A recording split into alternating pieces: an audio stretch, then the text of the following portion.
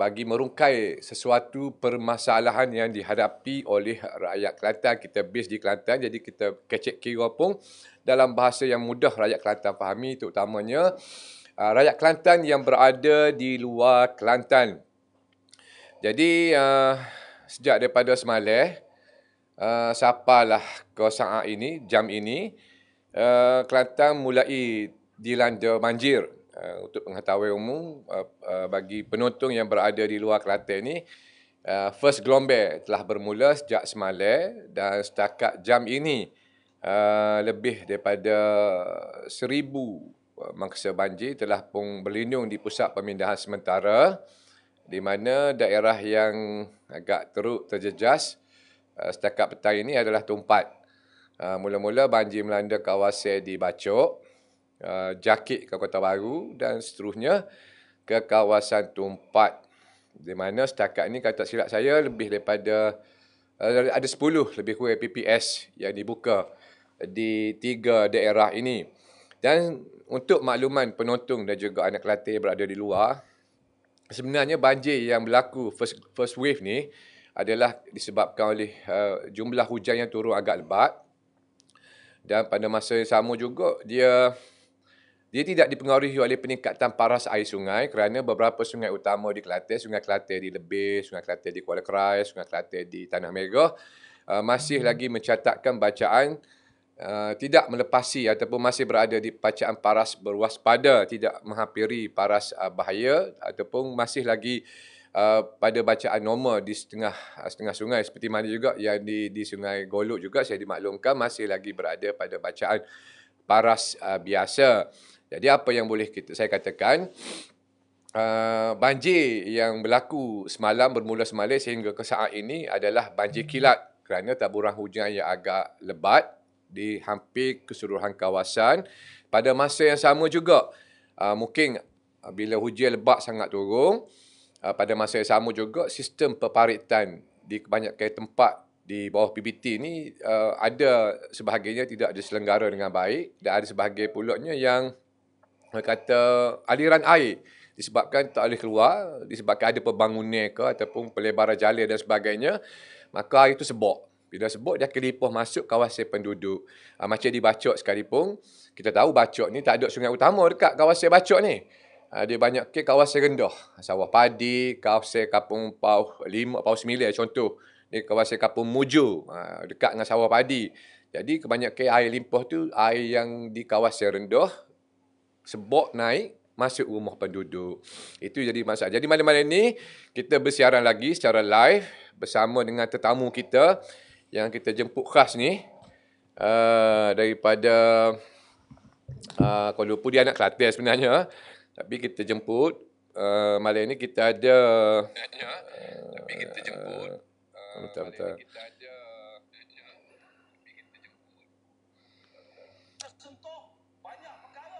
Dia masuk lain dia. Okey, malam ni kita bersama dengan Saudara Nizam Muhammad daripada Pertubuhan Pemikir Azam Kelantan, sebuah badan bukan kerajaan ataupun NGO yang turut melihat secara terperinci, secara tuntas berkenaan dengan isu-isu yang melanda rakyat Kelantan. Jadi, terima kasih Saudara Nizam Muhammad kerana sudi datang dan hadir di Merah Podcast kita pada malam ini. Sebelum kita, sebenarnya tajuk malam ini tajuk yang menjadi viral dan juga menjadi buah mulut rakyat Kelantan sebahagian besar yang berada di luar Kelantan, sehingga saya dengar daripada media sosial juga dan juga rakan-rakan di Kuala Lumpur tu, siapa PM kita tanya, betul tak mah Kelantan ni banyak? Betul tak Kelantan ni sumber mah dia ni boleh cari mana-mana di Sungai pun timbul naik situ. Jadi pelbagai persoalan yang dilontarkan oleh rakyat Kelantan yang mengharapkan mereka boleh memperolehi pendapatan sampingan dengan melombong emas. Kita nak berbicarakan soal mendulang emas di Kelantan ni. Tapi sebelum saya nak pergi kepada soalan mendulang emas ni, saya nak tanya Saudara Nizam ni berkaitan dengan sebab dia pun membicarakan isu-isu semasa Kelantan ni. Dan sebelum ini juga, Azam juga telah membawakan berkenaan dengan soal peparitan yang mengakibatkan banjir jadi air termenung. Tak boleh sebut air, tak boleh nak tobik mana sebab sistem peparitan kita yang dilihat agak begitu lemah. Jadi terima kasih Saudara Nizam kerana bersama dengan Merah Podcast kita pada malam ini. Mari tadi hujan lebat ke? Mari tadi hujan lebat. Dan air dekat rumah di kota tu takung parah atas daripada buku lali.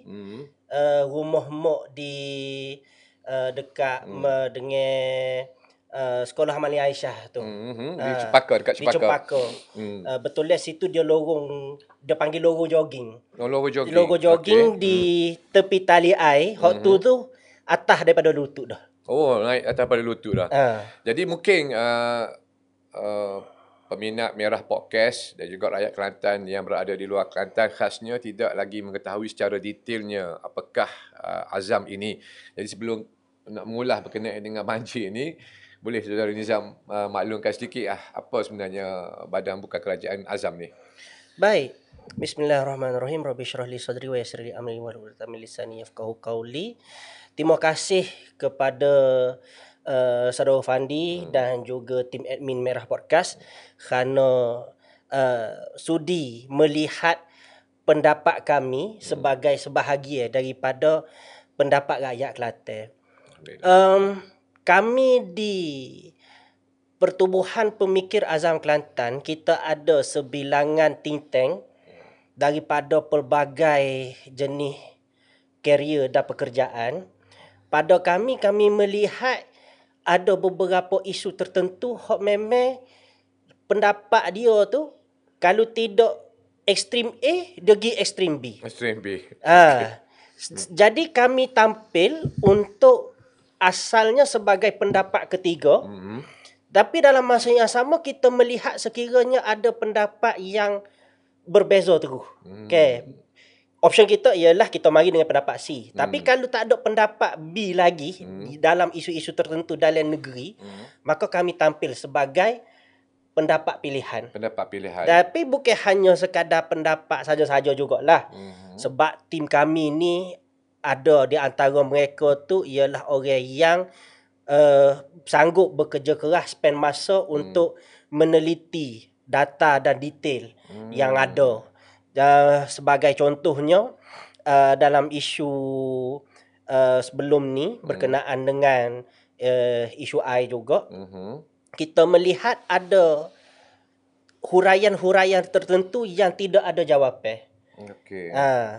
Contohnya bajet air 2023 hingga 2025 sebanyak 1.8 bilion, tapi tidak ada peruntukan khas untuk backkeeper air yang rosak sebanyak 4,500 km yang menjadi punca air tu Karak. Karak dan juga NRW air tidak berhasil tu. Mana bocor tengah jalan lah.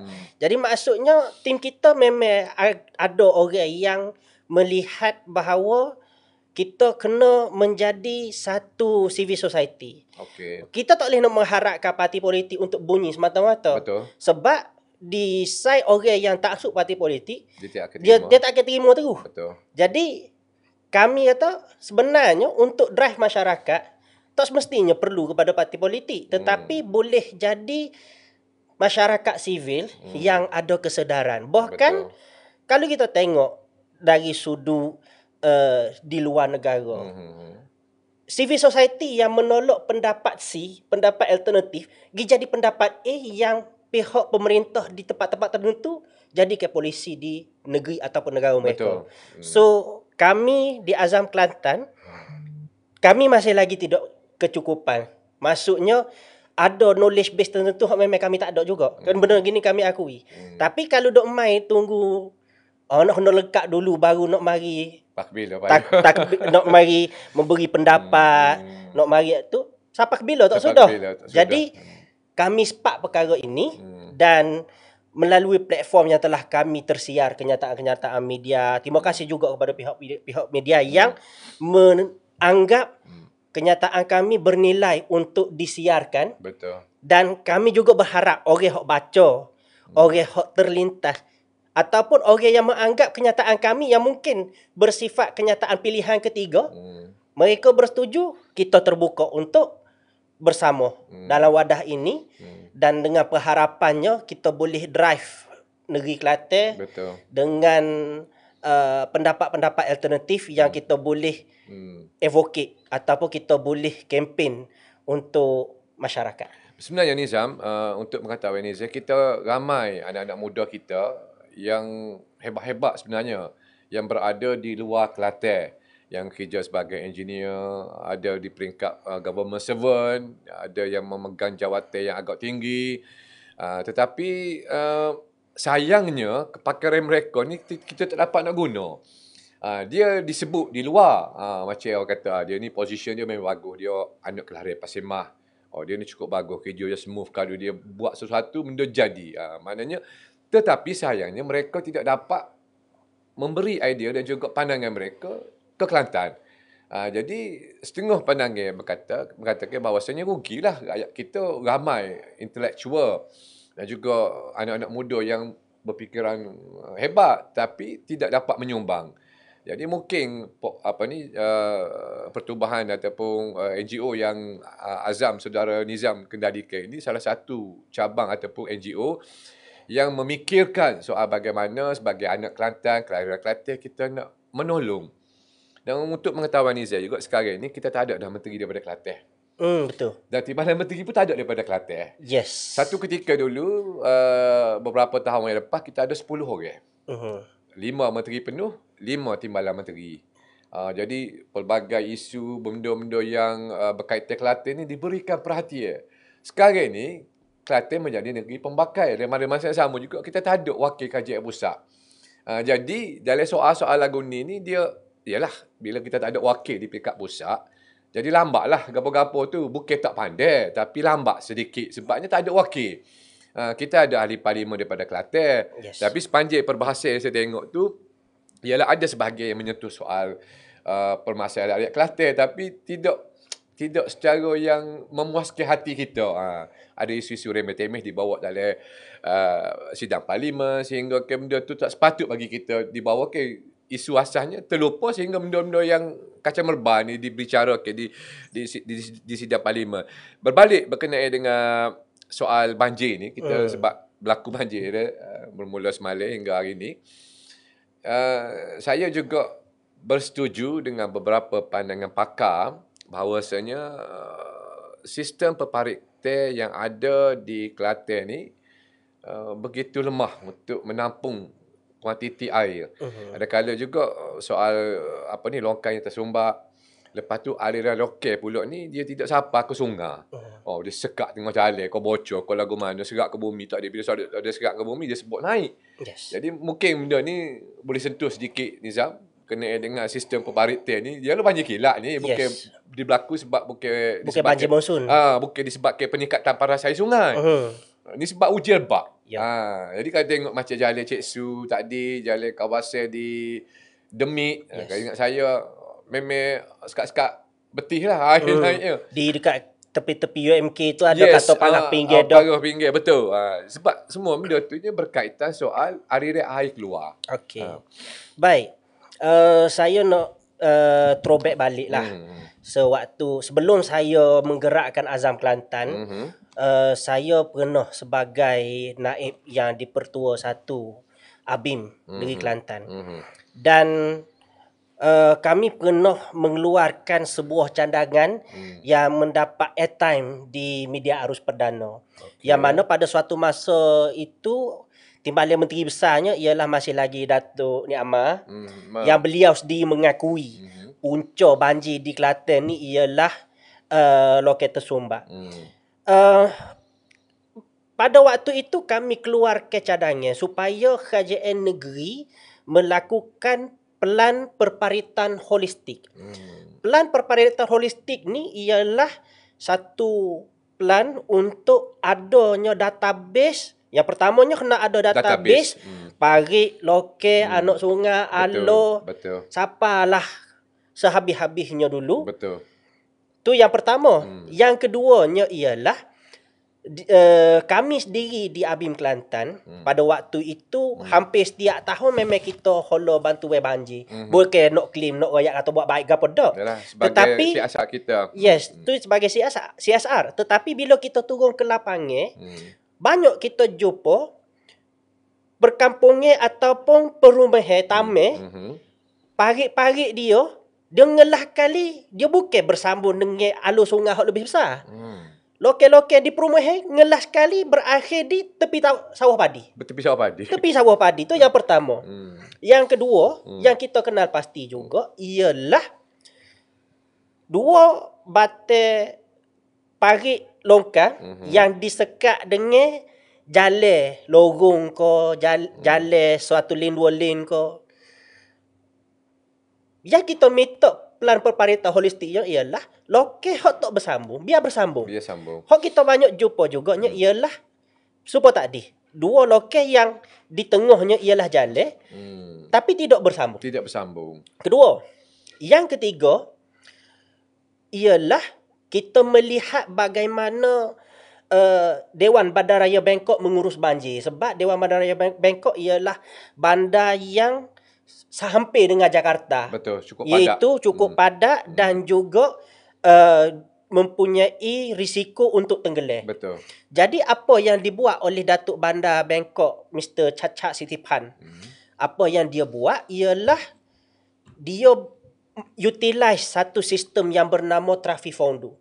Traffic Fondu. Tapi sebelum kita pergi situ, 3 bulan sebelum banjir, apa yang Dewan Bandaraya Bangkok buat ialah dia minta kerjasama dengan banduan grade A daripada Jabatan Penjara Thailand yang ada kelakuan baik ke apa semua, pergi buat cuci parit 3 bulan sebelum musim hujan lebat yang menimpa Bangkok. Yang menyebabkan bila dibuat clearance awal-awal, bila masa banjir, dia boleh, sistem Traffic Fondu tu boleh buat analisis air dengan kapasiti sebanyak ini, dengan pengaliran ke sungai ni apa semua. Sebab Thailand dia ada mapping 1,900 belah keseluruhan parit, sungai, alur yang mengalir hujung dia pergi ke laut Selat Thailand. Dan dia boleh buat ramalan, kata okey, dengan hujan banyak ni, dengan air yang mengalir dengan kelajuan begini, kawasan tu akan surut dalam berapa jam. Dan almost 95% accurate. Dia punya ramalan dia. Tapi kalau dalam konteks Kelantan, antara yang menghampakan saya, bagaimana kedai nasi khabu, kedai nasi buku, boleh buka kedai atas penutup lokal besar dan mendapat lesen PBT. Jadi itu yang kita mencadangkan supaya buat plan perparitan holistik dan juga buat penyucian berkala. Betul. Kalau kata manpower tidak cukup, kita ada banduan-banduan grade A dekat penjara Kalispo ke, Maceh ke. Jadi kita nak utilize mereka ini untuk kesejahteraan rakyat teramai. Betul. Jadi itu yang kami buat. Dan Alhamdulillah pada waktu tu dapat airtime live dengan Astro Awaninya, newspaper keluarnya, dan saya buat explanation tambahan di beberapa media sosial lain yang saya kira perjalanan daripada tahun 2022 kenyataan media itu sehingga ke learning, saya boleh kata dari sudut timeline media sosial saya lah, sudah ada yang mengakui bahawa punca banjir di Kelantan ialah sistem perparitan yang tidak efisien. Betul. Bukan kita nak royak kata kita menolak punca daripada angin monsun ke apa semua dah. Kita tidak nafikan. Kuasa Tuhan kita tak nafi. Tapi kita kena ingat juga kata betulnya saya adalah juga background pendidikan Islam. Ya. Al-Quran sebut ke apa? Zahara fasadu fil barri wal bahri bima kasabat aidin nas. Rosak langit bumi daripada tangan manusia.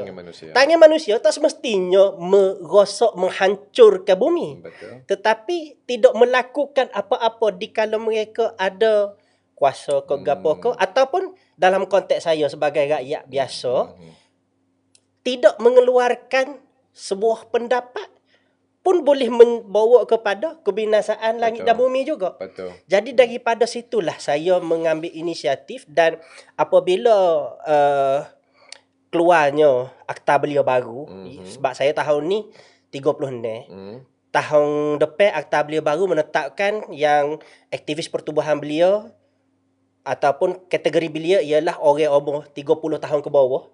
Maka saya dengan tepat masanya saya keluar daripada ABIM untuk bagi laluan untuk Pelapis, betul lah, pelapis tu satu hal. Tapi dalam masa yang sama saya juga meneruskan agenda-agenda ini melalui Pertubuhan Pemikir Azam Kelantan. Alhamdulillah, kita boleh salurkan maklumat dan juga menyentuh berkenaan dengan apa yang dilakukan di Bangkok tu. Saya sendiri pun awal tahun ni pernah pergi ke Golok, bandar Golok. Rupanya dia ada, bila kita tengok di seberang ni, di sebelah Kata Manjir ni, kalau kita duduk kali hari tu kan, dulu ada kali temu tak roboh dah. Dia ada pipe besar, kalbok. Ada, tak silap saya ada 8 ke berapa, 10 lebih kurang lah saya ingat. Dan bila kita pergi sebelah sana, kita tengok, rupanya daripada lokal hok besar tu dia ada injak penyedup air. Yes. Dengan kapasiti sampai satu masa tu dia boleh sedut 15 juta liter. Rasa gitulah lebih kurang. Maknanya dia sudah fikir, sebab tu bila air bertakung di kawasan bandar Sungai Golok tu, dia boleh alirkan cepat tu. Lepas tu bit ke sungai. Yes. Maknanya tidaklah orang itu tergelar tu lama. Jangka masa tertentu dia terus alir. Dia kejayaan yang dibuat oleh Datuk Bandaraya Bangkok tu, Mr. Cacak Sitipan tu, dia jadi role model yang menyebabkan lembaga pentadbir wilayah, lembaga pentadbir sub daerah, kalau orang sana dia panggil oboco. Bocor betul. Okay. Disebabkan kejayaan Bangkok itu, maka mereka melaksanakan perkara yang sama di tempat mereka. Kerana melihat success story tu. Betul. Dan saya tak adalah kata nak kena kepimpinan tertinggi negeri nak kena pergi ke Bangkok apa semua tak. Sebab dan saya sendiri melihat hubungan baik antara kepimpinan negeri dengan wilayah-wilayah selatan Thailand ni. Jadi dengan hubungan yang ada sekian lama tu, maksudnya sharing knowledge ataupun kita kata pengaliran sumber ilmu pengurusan tu boleh ditukar. Betul. Secara G2G di antara kedua-dua pihak sebenarnya. Betul. Maknanya kita boleh timba pengalaman dan juga cara dia mau buat tu untuk kebaikan negeri kita. Tapi sayalah, dan kita insya-Allah kita mengharapkan supaya pihak berkaitan kalau mengikuti malam ni podcast kita supaya turut mengambil kira program ataupun pelaksanaan projek yang dibuat di Bangkok, ataupun tak payah pergi Bangkok pun tak apa, pergi ke Sungai Golok. Kita tengok situ ya lagu mana.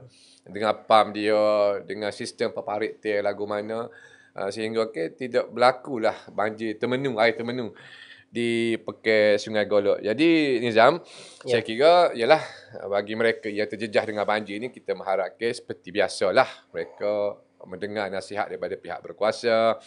Kalau suruh pindah, kena pindah.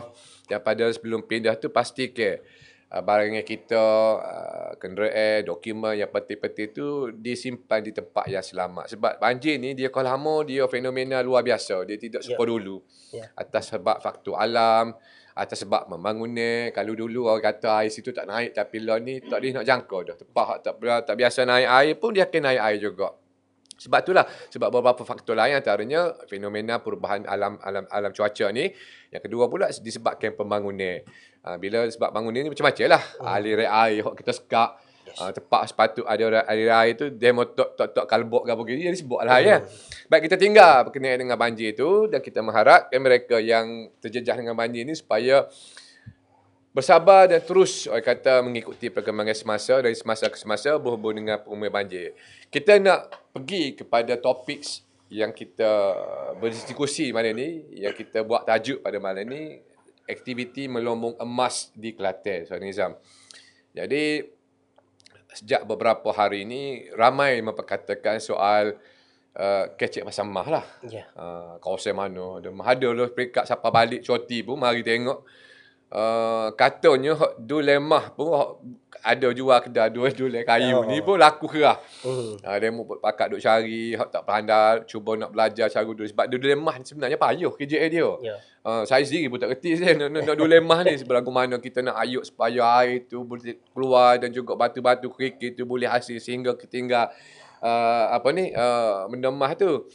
Jadi pertama sekali kita nak baru-baru ni kerajaan negeri ada mengumumkan berhubung dengan kebenaran kepada rakyat Kelantan untuk dilemah.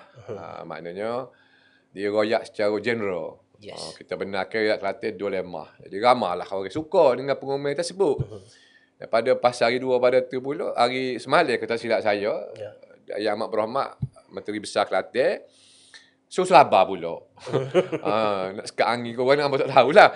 Jadi sabar sebabnya perkara asas kepada kebenaran untuk melombo tu tidak lagi dibincangkan secara terperinci. Ini termasuklah pemberian lesen, permit, sebab lombo mah ni melibatkan kawasan tanah, sungai. Jadi bila melombo ataupun mendulang ni, kalau dia seorang tak apa. Bila memari secara berjemaah, PHP sendiri lah. Tu nak pergi kali cok, tu nak korek lubang, macam-macam. Adakah berlaku soal kebayaan, seperti yang pernah berlaku di Rusila satu ketika dulu. Yang nak melombo rumah juga, akhirnya tertimbus tanah. Jadi sebelum ni pun dijeli pun geger pasal batu mata kecubung tu. Cuma tidak berlakulah secara kata tragedi yang tidak diingini. Tapi saya pergi sendiri tengok, agak ngeri lah sebab dia gali lubang pun sampai 7-8 kaki dalam. Dan tanpa ada kata barricade ataupun halangan untuk tanah tu. Benteng ke gapo. Tutup tak siwa orang masuk akses. Ya, jadi jarak antara seorang sama yang lain tu, antara pencari tu jauh. Bila duduk dalam tanah ni, kita tak tahu pergerakan tanah ke apa. Dan bila saya pergi tengok tu, kawasan tu betulnya kawasan tanah orang. Dia bukan tanah kerajaan, dia tanah orang. Jadi bila kita gali lubang ni, jadi wuduk lah tanahnya. Sini berlubang, situ berlubang, sini. Lebih daripada permukaan di bulan. Jadi tak comel lah. Lepas tu tinggal lagu tu pula. Sehingga benda tu timbul lah, kata rasa tidak puas hati penduduk sendiri bila mari orang luar masuk. Seperti mana juga yang berlaku dari soal mah ni pula. Walaupun kita tahu, Nizam, sebahagian ada juga pelombangan secara haram di sebelah pedalaman tu. Dan juga ada juga mereka yang mendulang untuk tera-tera ni di kawasan Jeli. Mana dia julak, dia orang kata sama-sambil riadah, aktiviti bersama keluarga tu try juga. Tapi dari sudut kebenaran berapa gram dia boleh tu, saya tak dapat nak bagi tahu lah sebab cerita daripada mulut-mulut. Kata orang ni kata boleh, orang ni kata tak boleh ke. Excited lagu mana kita tak tahu. Ada katanya memang sungguh boleh. Kebenarannya wallahualam kita tahu. Jadi kita nak berbalik soal ni. Jadi 2 hari lepas, kata silap saya, Yang Amat Berhormat Menteri Besar Kelantan minta suruh rakyat Kelantan bersabar dulu sebab nak kaji soal permit, SOP dan sebagainya lah. Dalam soal ni, sebagai pendahuluan, Nizam melihat bagaimana? Kami sendiri di Azam Kelantan meneliti perkara ini dan kita tengok laporan akhbar, kita tengok juga rakaman sidang Dewan Undangan Negeri dan sebagainya. Di waktu awal pengumuman yang dibuat oleh Timbalan Menteri Besar YB Datuk Dr. Fazli Hassan, di peringkat awalnya kita rasa okey, kita neutral sahaja. Dan di peringkat asas, ia sebuah peluang untuk rakyat Kelantan nak mencari rezeki. Betul. Jadi kita alu-alukan di peringkat awal. Siapalah keesoknya, orang yang sama, event yang sama, masa lain, tiba-tiba mengeluarkan kenyataan bahawa sedang meneliti. Tengah nak cek balik kata syarat pelesenan gitu gini lagu mana. Kita tengok dalam rakaman dan kita dengar ini bukan konteks perlombongan. Kalau perlombongan ialah special license. Yes, betul. Tapi dia konteks yang dua-dua, perlombongan dan juga mendulang emas. Dan sebenarnya apa yang kami ambil tindakan dengan mengeluarkan kenyataan media dengan bunyi agak keras sikit lah. Apabila kami tidak bersetuju dengan tindakan tersebut. Dengan menyatakan kerajaan negeri telah melaksanakan kaedah umum kebenaran dulu. Lepas tu kaji ataupun teliti syarat kemudian. Pada kami itu satu petanda yang work etika kerja, work ethics ataupun tak ada good governance. Betul. Jadi dengan umum dulu dan kemudiannya kata syarat. Tempoh syarat nak luluh tu. Dah berapa ramai dah orang pergi. Betul. Sedekah sebelum ada kenyataan didun pun dah ada orang yang mendular. Tapi yang tu tak apalah, kita boleh faham lagi. Betul. Cumanya apabila diumum secara daripada mulut pimpinan negeri dan di sidang DUN, keluar beritanya merata-rata. Betul.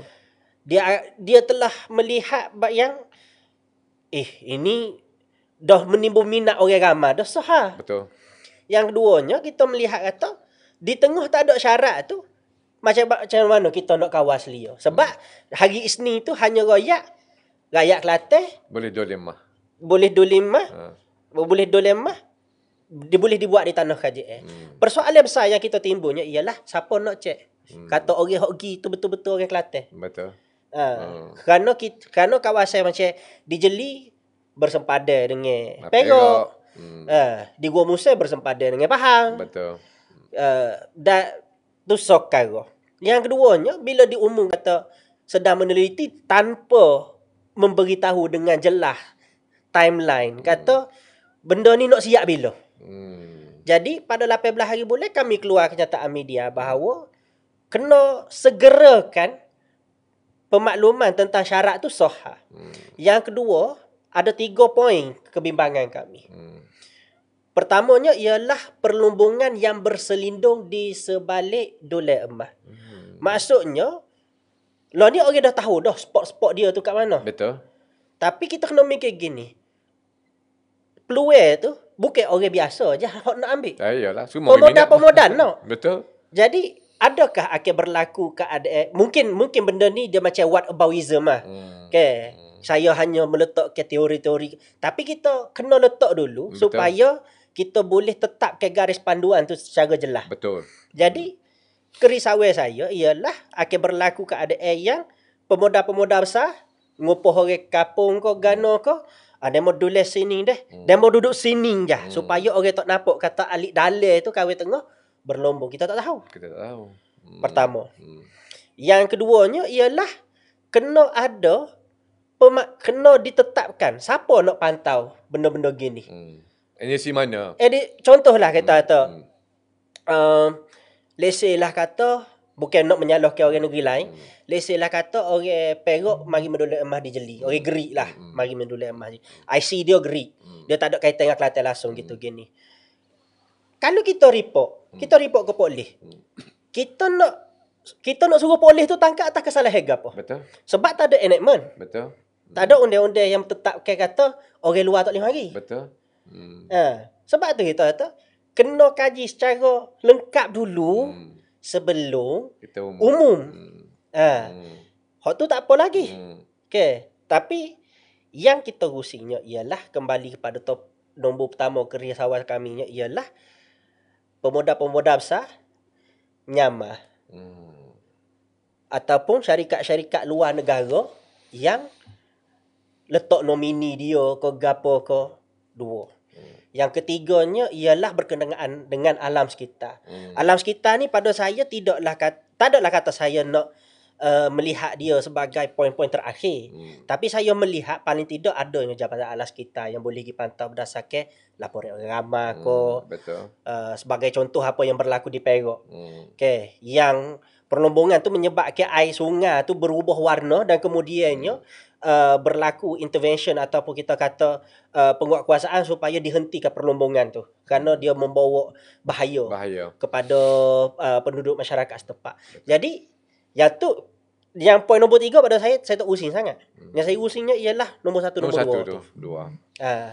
So bila kita keluar kenyataan begitu dengan pengharapan akan adalah kenyataan susulan tentang berapa lamakah guideline syarat pelesene nak mohon lagu mana gapo semua tu sebelum nikah ni boleh disiapkan.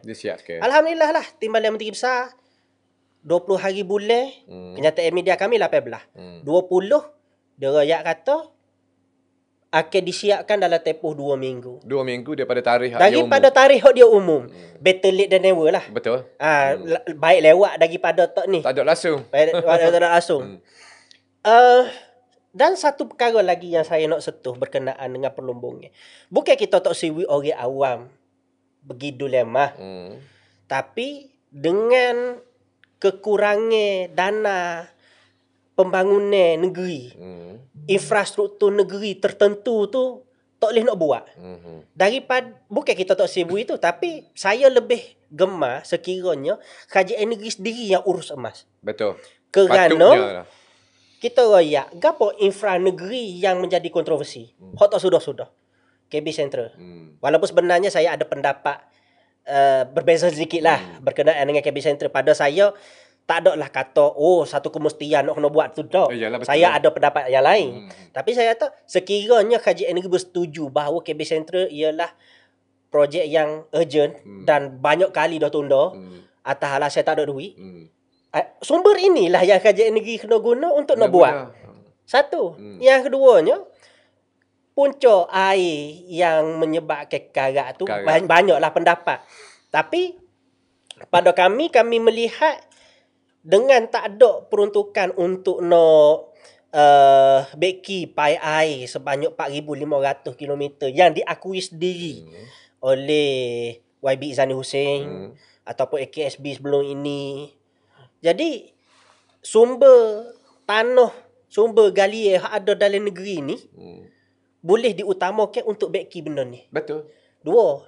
Dan kita tak kira lagi jalan negeri hok bluebell hok tak beki. Betul. Jalan negeri hok gelak-gelak apa semua yang memerlukan lampu apa semua tu. Betul.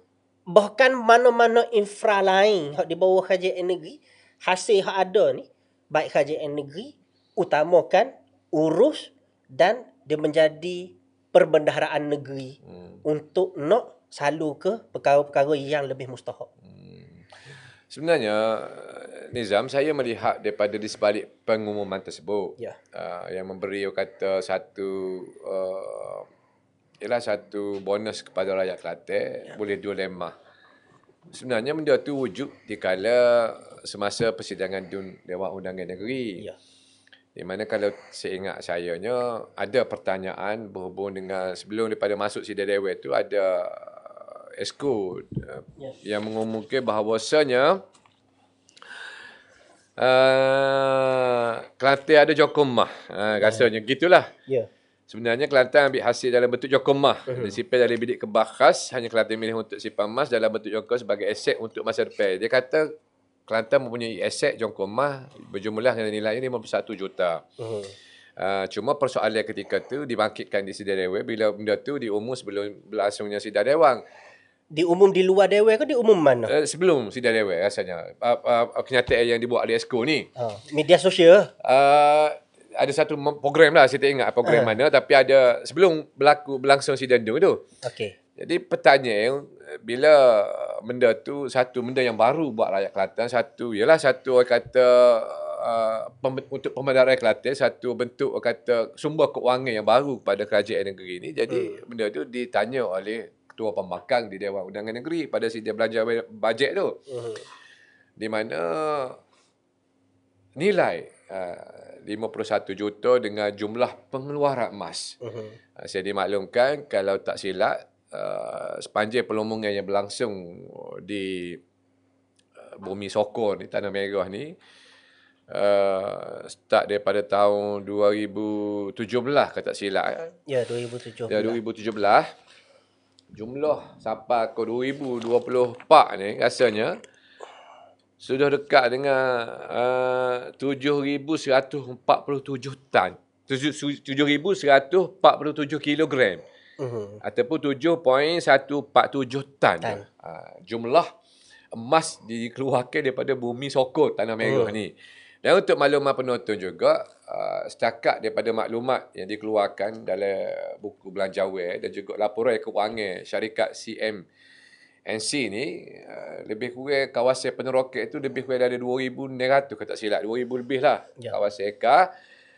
Dan saya juga dimaklumkan bahawasanya kawasan itu keluasan yang diberikan oleh pihak kerajaan adalah lebih kurang 15,000 ekar. Oh, okey. Supaya kita duduk dalam same page. Yang dibenarkan 15,000. 15,000. Yang Setakat ini 2,000. 2,000 something lah, 100 ke 300 tak ingat dah. Okey, kita kata 2,000 plus lah. Plus something yang telah diteroka Ya. untuk pelombongan mengeluarkan hasil emas ini. Jadi persoalan timbul, dengan jumlah 7,147 kilogram ni, royalty yang kita dapat ataupun dalam bentuk jongkok emas ni sekitar 51 juta. Kalau ikut nilai dia sini, dekat dengan orang kata 30 juta lebih lah rasanya, lebih kurang. Dia punya lebih saya betul ingat exactly dia punya nilai dia, tapi it's worth ke, berbaloi ke dengan nilai hak kita terima dalam bentuk royalty dan juga tribute. Apa pandangan Nizam sebenarnya? Saya tak ada lah kata meneliti perkara ini dengan detail. Ada melihat secara bypass. Masih lagi di peringkat kajian detail lah. Tim kami tengah postmortem benda-benda gini. Dan kita melihat dari sudut yang berbeza. Kita tengok syarikat yang buat perlombongan dan juga hasil tu dia masih lagi boleh question. Boleh dipersoalkan lagi. Banyak tu ke? Sepatutnya boleh lebih ke, gano ke. Betul. Okay. Jadi pada saya lah, di peringkat awal, siapa yang ada data tu, dia boleh question sebanyak mana yang boleh. Betul. Dan kita tak ada masalah pun. Dan kami sendiri pun nak pergi on postmortem benda-benda gini juga. Itu yang pertama.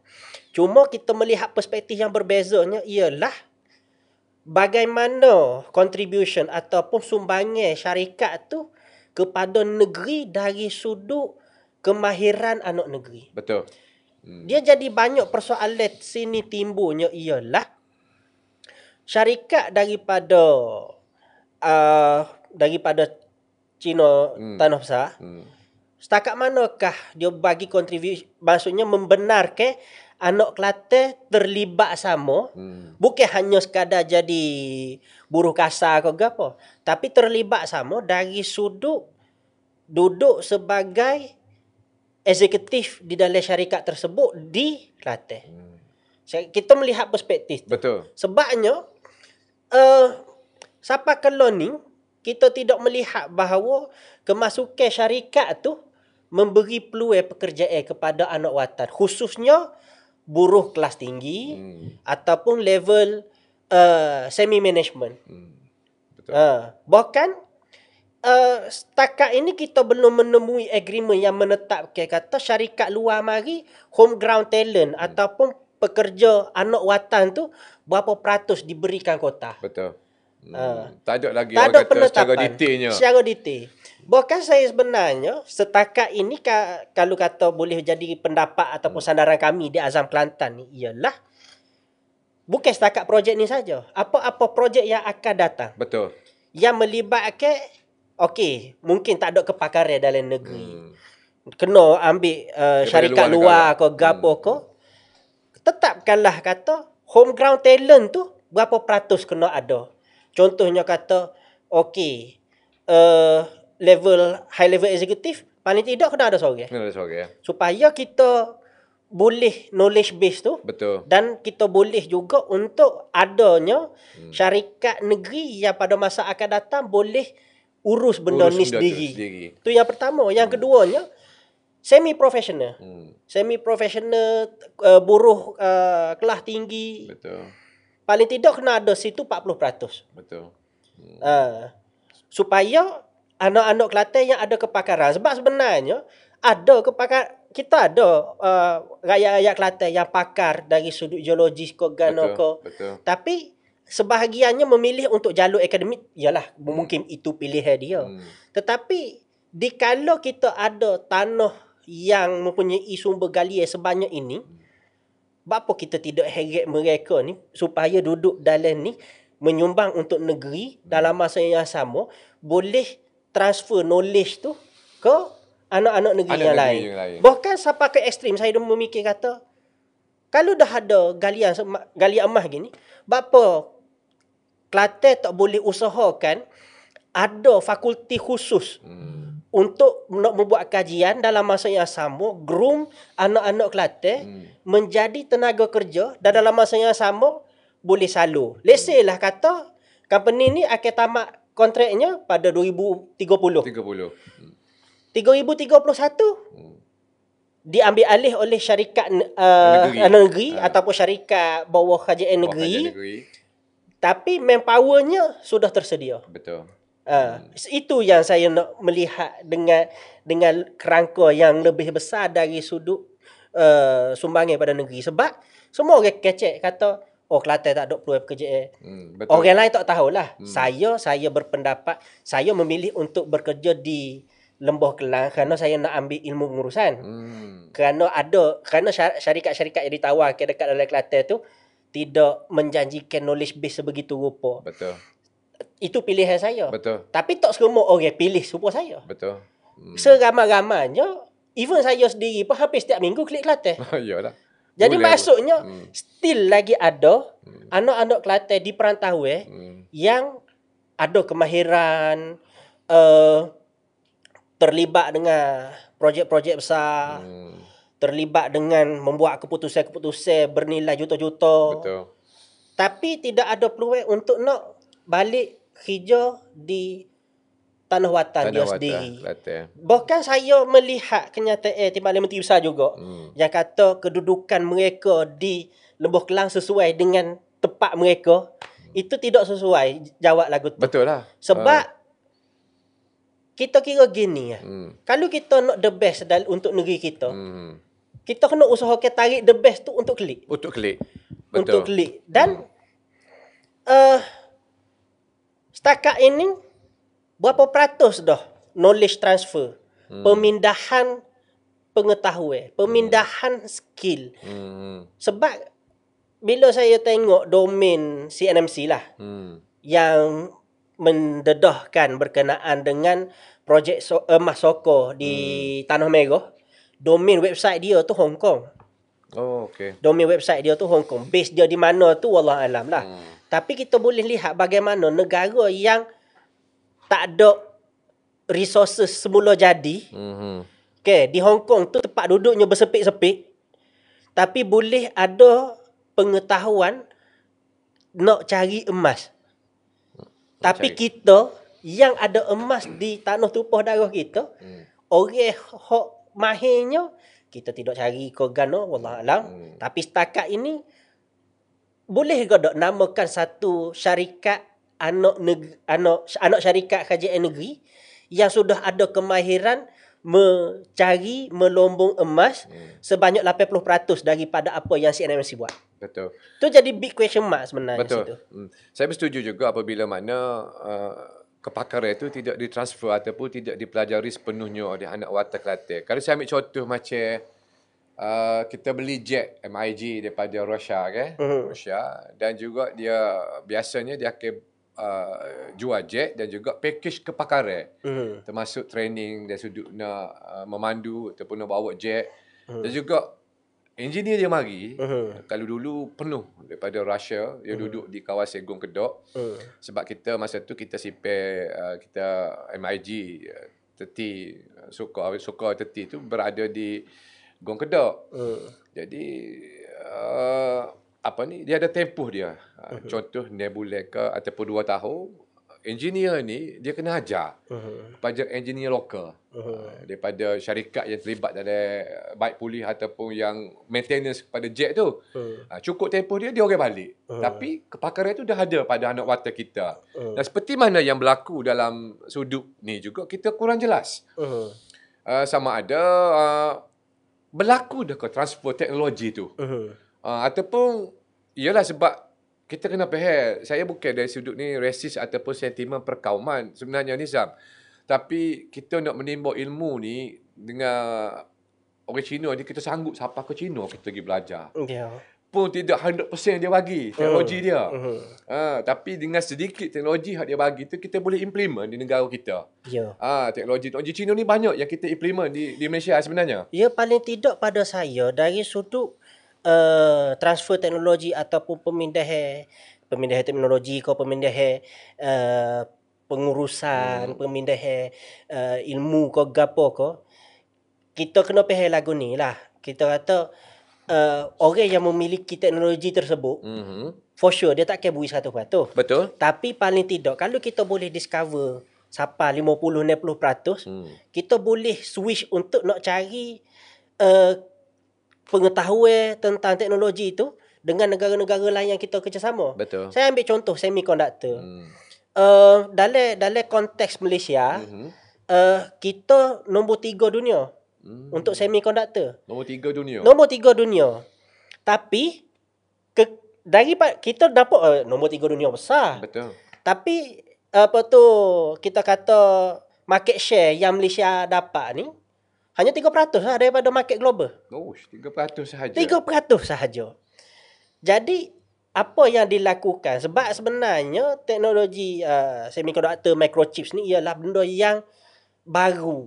Benda yang baru, tapi bila ada plan yang jelas, maka berlakulah kata okey, hot duk push sangat-sangat TV. Bukan suruh pergi jadi pomen kau gapo. Bukan jadi suruh jadi buruh kasar gitu. Bukan suruh jadi buruh kasar gitu, tapi maksudnya jadi buruh kelas tinggi. Kelas tinggi. Sebab saya kira gini, di kawasan serantau, buruh kelas rendah di Thailand collapse. GDP dia pertumbuhan GDP dia untuk tahun ni baru 2.1%. Oh, rendah. Rendah. Okay. Indonesia memang kita nampak pertumbuhan GDP dia 5%. Tapi dalam masa yang sama, kita juga sedang melihat kile-kile daripada negara luar. Kereta Korea, Hyundai, Lexus tarik balik keluar daripada Indonesia dah. Sebab dua negara ni ialah dua negara yang hanya ada buruh kelas rendah. Kita nak ada buruh kelas tinggi. Kelas tinggi. Dan kalau kita kira dari sudut serantau, yang kita paling takut Vietnam. Sebab Vietnam catat pertumbuhan 7%. Satu ketika dulu Vietnam negara miskin. Miskin, melaratnya gapo. Tapi Vietnam dia ambil kaedah reformasi pentadbiran. Betul. Yang menyebabkan dia boost up. Menyebabkan dia boost up, dan kalau kita kira pelabur luar ASEAN, learning, kalau dia nak melabur di bidang-bidang tertentu, dia tengok Vietnam dulu. Malaysia, dia kiblatkan Vietnam dulu tengok. Dia kiblatkan Vietnam dulu. Sebab Vietnam dia sanggup untuk nak push situ. Betul. Tak kata kita di Malaysia ni terlambat, ada juga proses kita terlambat tu. Tapi paling tidak kita masih lagi dalam kategori ada buruh kelas tinggi dan buruh kelas tinggi in the making. Betul. In the making. Jadi dalam masa yang sama, manakah kiblat Kelantan, pemimpin pentadbiran negeri, untuk nak memastikan di Kelantan boleh ada buruh kelas tinggi. Betul. Kita tak boleh nak harapkan orang waku je. Betul. Kita tak boleh nak harapkan satu brand sahaja. Betul. Bahkan saya kira emas yang ada, yes, kontraknya siapa? 2030. 2030. Dalam masa kurang daripada 5 tahun ni, kalau yang saya boleh utarakannya ialah apa plan kajian negeri untuk transfer knowledge tu. Dalam masa yang sama kita boleh ada buruh kelas tinggi yang anak Kelantan, cari emas di Kelantan. Betul. Dan benda tu akan tambah perbendaharaan negeri. Negeri sendiri, betul. Dia macam Rawako tu ialah asalnya daripada kajian persekutuan yang mengalukan pembinaan kilang Rawako di Jepun ni. Dan alhamdulillah sistem pekerjaan Jepun ni dia berlain ni sebenarnya. Dia mengutamakan dari sudut anak tempatan. Di mana sebahagian daripada 5,000 pekerja tu saya kira hampir keseluruhannya, dekat 100% adalah orang tempatan, daripada engineer dia dan juga bawah-bawah dia yang semi, yang pro, yang profesional, yang separuh pra apa semua tu anak lokal sendiri. Jadi kita nak juga supaya benda itu berlaku dalam syarikat yang dibawa masuk ataupun JV dengan kerajaan negeri. Yes. Seperti juga CMMC ni. Saya sebelum tu juga saya nak sebut sikit lah. Kalau penonton masih tak tahu lagi, kita ada laporan yang dikeluarkan oleh syarikat ini sendiri, di mana Pengeluaran emas pertama di syarikat ini pada tahun 2010. Jadi pada tahun 2010 jumlah keluaran emas syarikat CMNC ni adalah 15.67 kilogram. Ataupun nilai dia royalti yang dibayar pada masa itu berjumlah RM44,190. 2011 meningkat sikit kepada 87.79 kilogram emas yang dikeluarkan daripada Bumi Sokor, dengan tribute dan royalti yang dibayar kepada kerajaan negeri adalah berjumlah RM524,575. Pada tahun 2012 juga meningkat kepada 131.5944 kilogram. Yang mana tribute kepada ataupun royalti, tribute dan royalti kepada kerajaan negeri berjumlah 1,302,940,000. Meningkat lagi pada tahun 2014. Ini besar lagi amount dia. Kali dia pandai dia cari teroka oleh tanah mana tempat biasa. Boleh 740.54 kilogram. Jumlah emas dia. Bayarkan 740 kilogram. Dengan tribute dan royalti dibayar kepada kerajaan negeri 2.539 juta kepada kerajaan negeri. Meningkat lagi pada tahun 2015 884 kilogram. Dia punya royalti dan juga tribute kepada state government pun meningkat kepada 2.7. Sehinggalah kepada tahun 2023 jumlah keseluruhan, baca ni banyak lagi. 2023 jumlah keseluruhan mah yang dikeluarkan daripada Bumi Kelantan ni berjumlah 7,147.62 kilogram. Jadi daripada tahun 2017 hingga tahun 2023 pengeluaran emas dari Bumi Kelantan oleh CNMC ni adalah 4,151.84 kilogram. Rekod ini dinyatakan dalam buku laporan kewangan 2023 terdapat 70 kilogram emas fizikal yang diterima dari CNMC, iaitu 1.69% dari keseluruhan emas dikeluarkan oleh CNMC. Sepatutnya kalau kira daripada kira area ni, Kelantan memiliki 83 kilogram dah emas pada tahun 2023. Kalau kita ambil kira dengan 2% dia punya tribute ataupun obligasi pembayaran royalti dalam bentuk fizikal ni, maknanya jokong emas tu sepatutnya kena ada 83 kilogram, bukan 51. Bukan 51 kilogram. Jadi persoalan ni juga turut menjadi buah mulut beberapa mereka yang arif yang membuat kira secara congok. Kenapa 51? Kenapa tidak lebih lagi? Sebab apa yang diumumkan dengan apa yang jumlah tribute sumbangan kepada state tu, kalau kira daripada nilai 2% tu, dia tak sepatutnya jadi 51. Jadi benda-benda seumpama ni juga kita kita bukan nak cakap soal politik sebenarnya, Nizam. Tapi sebahagian rakyat Kelantan juga mengharapkan benda ni supaya telus. Kerana apa? Kerana hasil Bumi Kelantan ni sepatutnya dapat dimanfaatkan kepada rakyat Kelantan. Yalah, soal pembangun satu bab. Kita boleh handing lah. Pusat boleh buat jalan, boleh buat gotu, boleh buat ni.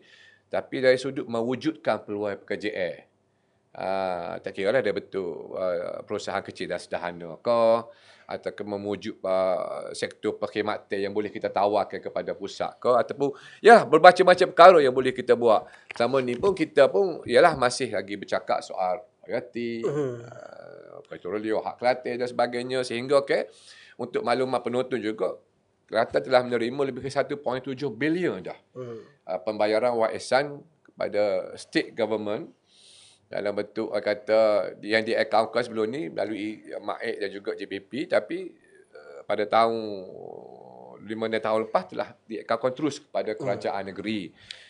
Dan bila sebut pasal peluang pekerjaan dan juga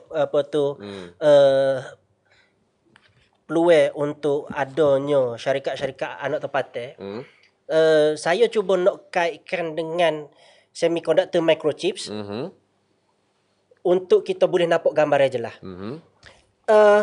bila berlaku transfer knowledge molek, antara yang menyebabkan kita boleh jadi nombor 3 dunia dari sudut semiconductor microchipsnya ialah kita tubuh syarikat lokal.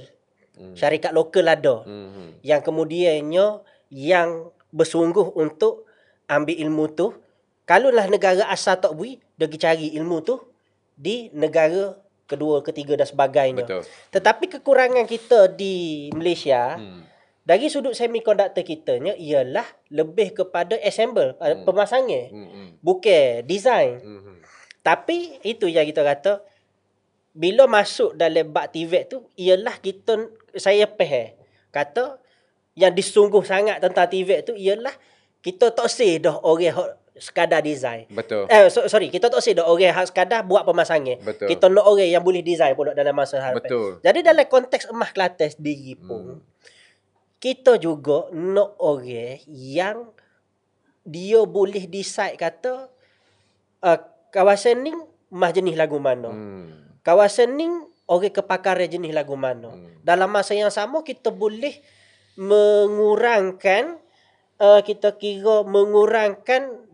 demand pekerja-pekerja daripada luar negara. Anak Kelantan sendiri boleh buat. Betul. Sebab tu saya tegaskan dengan perkara ini.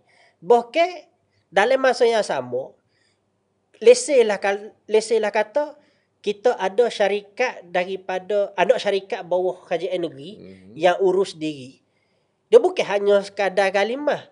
Dia ada domino effect dia. Domino effectnya ialah dia boleh wujudkan small town, bandar kecil, mini town. Betul. Dalam masa yang sama boleh boost ekonomi masyarakat luar bandar. Betul. Yes, saya tak nafi dari sudut pelancongan, cadangan yang dikeluarkan oleh Esko Pelancongan untuk ada lesen khusus untuk pelancong, dia boleh jual experience kepada pelancong luar. Tapi instead of kita hanya sekadar tumpu kepada dapatan sikit-sikit, kenapa kita tidak tumpu kepada dapatan besar? Sebabnya pemberi lesen berapa sen je kerajaan negeri akan dapat untuk simpanan perbendaharaan negeri. Betul. Tapi kalau tumpu ke arah adanya syarikat sendiri, adanya pakar banyak sendiri, boleh. lagi banyak boleh. Dan ekonomi dia bersin dalam tu. Betul. Dan tidak mustahil, leselah kata kerajaan negeri sendiri kutip emas, kerajaan negeri sendiri buat emas dalam bentuk barang-barang perhiasan. Betul. Kemudiannya emas Kelantan ekspor jualan di luar negara. Boleh buat juga. Jual dalam bentuk USD. Betul. Sebab tu kata tak boleh kita fikir hanya selapis okey kita serahkan kepada syarikat luar negara untuk mari melombong dekat dalam negeri kita.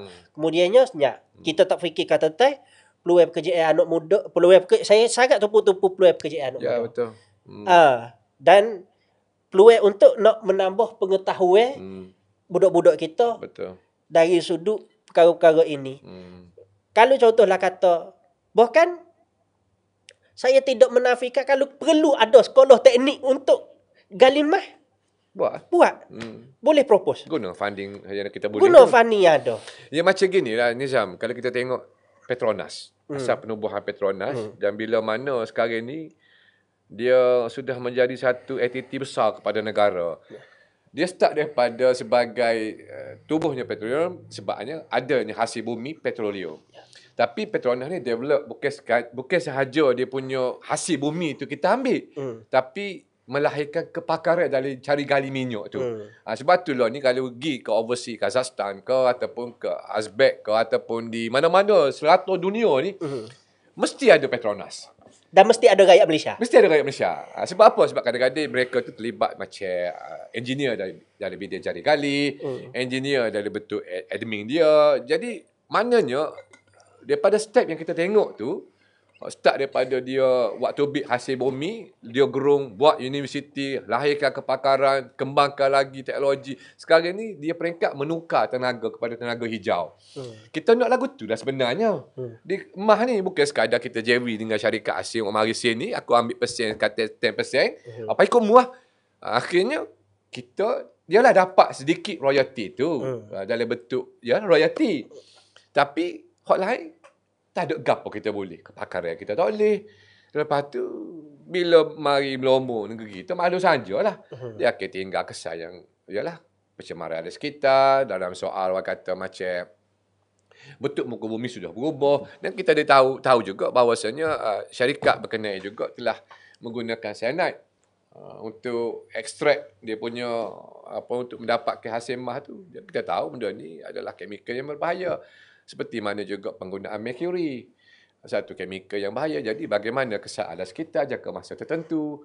Takkanlah demo habis, demo kokok kita, demo tinggal nyakit pula kita. Kita tak hasil lagu tu. Kita tak hasil generasi yang akan datang menerima akibat daripada kesan kita tak belajar benda ni. Dan dalam masa yang sama kita pula nak kena expand lebih, nak kena belanja lebih untuk nak baiki kerosakan yang orang lain buat. Yes, itu yang kita desak tu pada pihak kerajaan dan pihak berkaitan mereka yang mengikuti perkara ni. Ialah kita gembira pada sudut tu.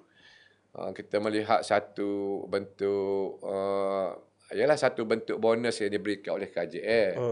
Tapi kita tidak melihat kepada isu asal dia. Ya. Kita tak tengok kepada pokok asas dia apa dia sebenarnya. Saya melihat gini lah. Dan saya nak mengajak semua. Okay. Kita nak mengajak untuk anak-anak Kelantan untuk melihat dengan gambaran yang lebih besar. Kita nak melihat dengan big picture. Big picture dari sudut peluang. Mungkin sebahagian orang rakyat kata, kalau bahasa luar kata kita dua orang ni supaya sembang kacik ke gapo ke. Mungkin dia duk rasa kata kita ni duk buat kok si.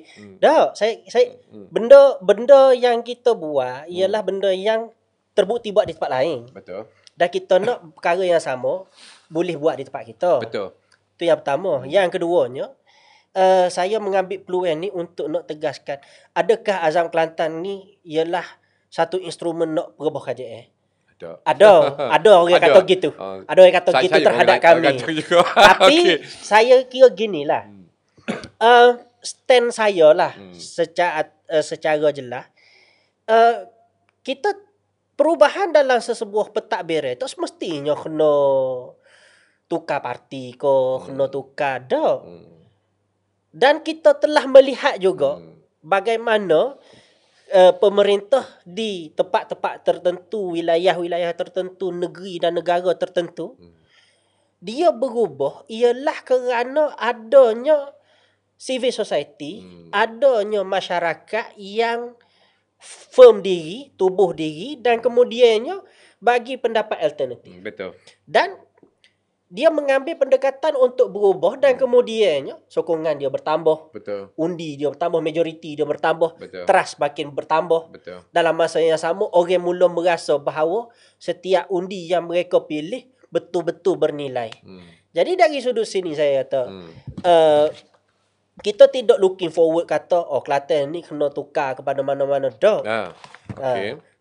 Yang kita naknya ialah biar bersesuaian dengan kita kata Al-Quran sebut ke apa? Fas'alu ahla zikra in kuntum la ta'lamun. Betul. Kata fas'alu ahla. Bertanyalah kepada pakar sekiranya yang mereka kamu yang pakar tidak, arif. Benda yang kita tak tahu. Dan bila kita kembali pada pakar, setakat saya tengok website Kajian Negeri Kelantan. Dan kita tengok semua carta organisasi setakat yang ada public, yang orang awam boleh akses lah. Kita mula kecek pasal, selain daripada emas, kita mula kecek pasal RE. Betul. Kita mula kecek pasal sumber alam alternatif yang kita nak jadi bahan dagangan. Betul. Tapi dalam masa yang sama, siapa penasihat negeri dalam bab alam sekitar? Betul. Dalam bab hasil galian negeri. Betul. Saya tak jumpa lagi setakat ni. Tak jumpa lagi ni? Setakat ni saya tak jumpa. Dia kecek wow tak jumpa lagi pakar. Setakat ni saya tak jumpa. Alright. Maksudnya pakar yang kajian negeri lantik sebagai spesialis untuk pakar perunding panggil dia. Pakar perunding. Tak ada lagi. Kalau saya miss out, royak. Betul. Itu yang penting pakar perunding. Dalam apa-apa institusi sekalipun dia kena ada mereka yang arif. Mana kalau tidak ada yang arif, kita jadi kacau merbah lah dah itu. Kita buat keputusan, jadi terjadi mengarut pergi ke sana kemari duk tengok kepakaran orang. Orang ni bukan mudah nak pergi kepakaran kita. Melainkan kalau dia ada kepentingan kepada kita. Secara JV ke ataupun buka syarikat bersama atau sebagainya lah. Barulah boleh kongsi kepakaran. Tapi kalau kita tidak cerdik ke depan 10 langkah, maknanya dia mau ambil saja lah. Demo tak pergi ke pakar, demo tinggal beber pula kita. Itu yang benda yang kita bimbang. Okey, Nizam, sebelum kita berakhir dalam beberapa minit lagi ni, ada beberapa benda ke ataupun perkara yang kita nak kongsikan kepada penonton Merah ni hubung dengan isu dilemah ni. Ialah satu, kita sambut baik. Kita tak pernah pun nak bangkang ataupun nak bantah apa saja kebaikan. Kalau tengok tulisan kami terangkan, kami jelas-jelas royak keputusan tu kami sambut sangat positif. Sangat positif. Tapi dalam keadaan tu, yang pertamanya ialah tolong bincang dulu sebelum umum. Tentukan lalu kata okey. Tentukan dulu. Lesennya lagu mana ni apa. Kalau bahkan saya kira dalam masa yang ada ni lah, siapa yang tonton lepas habis live ni teragi search maklumat nak mahu lesen mana. Okey. Paling asas. Tak payah pergi jauh. Kita kata paling asas. Sebabnya benda tu tak ada. Tapi dah umum habis dah. Itu yang pertama. Yang keduanya ialah hasil yang dikau oleh syarikat asing yang melombong tanah di negeri Kelantan. Ada orang yang jumpa maklumat, saya kata tahniah, tetapi terselahlah juga tanggungjawab baru kepada anda bahawa anda kena boost up isu ni lebih lagi. Betul. Supaya dia jadi diskusi awam. Betul. Rakyat. Tapi dalam masa yang sama, saya kira orang awam sendiri jangan ingat kata, aku bukan politician, aku malah nak ambil kira. Itu salah sebenarnya. Salah besar. Sebab gelah kali bila kita kata di akhirat kita akan ditanya tentang apa yang kita lakukan di atas muka bumi. Termasuklah juga serta-serta keputusan setara manakah kita membuat kajian yang mendalam. Betul. Setara manakah kita cuba untuk nak memahami, bertanya kepada pakar. First, saya royak dulu. Saya bukan pakar. Tapi kita jumpa certain titik hitam yang tidak jelas. Okay. Sebab itulah kita tampil sini, kita timbulkan persoalan, kita tidak tuduh. Betul. Kita timbulkan persoalan dan sekiranya jawapan yang dapat daripada kepimpinan negeri ialah jawapan yang valid, tak ada masalah pada situ. Kita terimalah. Kedua. Yang ketiganya, yang kita bincang panjang lebarnya ialah kita nak melihat peluang pekerjaan untuk anak negeri, peluang pekerjaan untuk anak-anak watan kita saya IC 03 lah.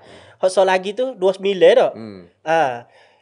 Boleh balik berkhidmat di negeri. Dalam masa yang sama, dia juga menjadi peluang kita kata pertumbuhan dalam negeri. Kita nak orang-orang mahir. Kita nak orang-orang expert. Betul. Dalam masa yang sama, di kala ni, kita boleh gerakkan civil society untuk bertanya. Tanya siapa kita dapat jawapan. Siapa jawapan memuaskan. Okeylah, dari sudut memuaskan ke tidak tu benda tu fakta by kepimpinan negeri dan sebagainya lah. Betul. Ataupun apa yang sudah tercatat. Tapi saya kiranya ialah jangan kita sendiri sebagai rakyat, jangan kita tinggalkan sesuatu perkara itu dalam question mark. Betul. Dalam tanda tanya yang berterusan. Tu kita tak kecek. Jangan nak pakai follow, tak tahu gap satu, kecek imam pun tak tahu satu. Ya, yang kemudiannya kalau dari sudut agama dia adanya istilah taklid buta. Taklid buta. Dan taklid buta dari sudut politik begitu juga. Betul. Cuma adakah kita nak ayat kata kena ubah tidak semestinya ubah parti. Betul. Sebab ngelah kali mungkin melalui soalan kita, mungkin melalui kenyataan kita, mungkin melalui approach masa kita yang menyebabkan mereka mungkin mengambil keputusan yang kalau kira pengunduran tiba-tiba royak 2 minggu untuk nak diputuskan syarat nak mendulemah. Kalau dari sudut politik orang akan royak kepada keputusan U-turn. Betul. Tapi dari sudut perspektif lain ialah mereka mendengar pendapat kami, mereka mendengar bahawa perlu ditukar budaya hijau. Betul. Untuk nak memastikan semua orang dapat manfaat. Orang yang mendulang emas pun dia akan berada dalam keadaan selamat. Emas dia tidak diambil oleh orang negeri luar.